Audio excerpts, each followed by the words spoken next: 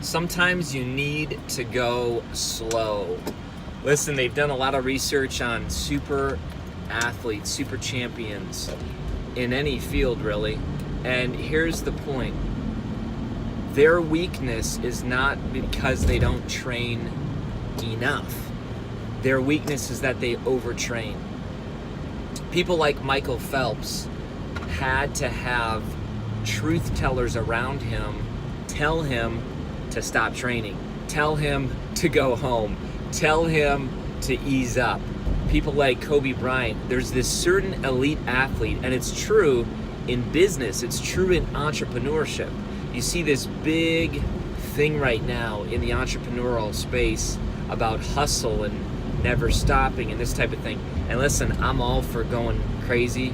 I'm all for working hard. I'm all for work being play. But here's what I know. Sometimes you need to go slow. Sometimes going slow is a good thing.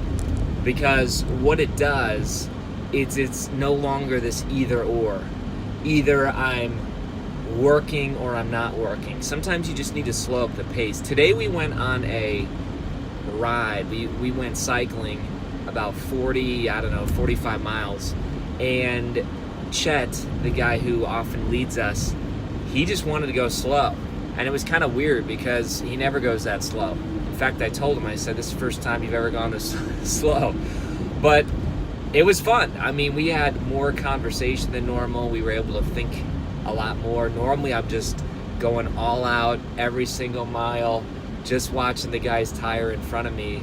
And you put in a great workout, but at the end of the day, you feel exhausted, this type of thing. So today, it was actually pretty cool to go slow.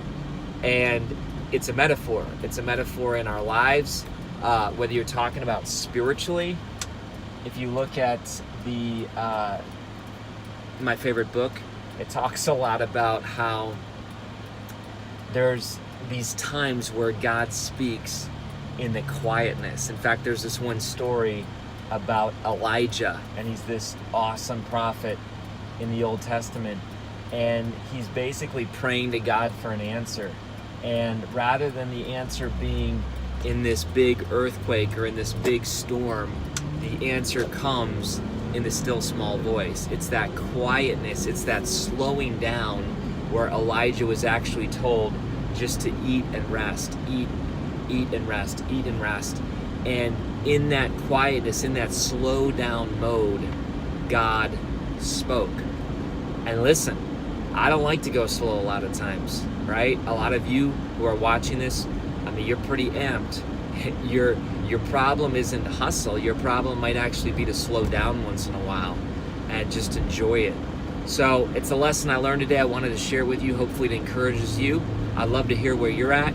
If you're someone who maybe needs to step it up and hustle a little bit more, or maybe you're somebody who needs to slow it down and lessen up a little bit. But go make it happen. Make your work your play. Be that master in the art of living where there is no sharp distinction between these things. You want to be holistically engaged and a soul on fire. We'll see you.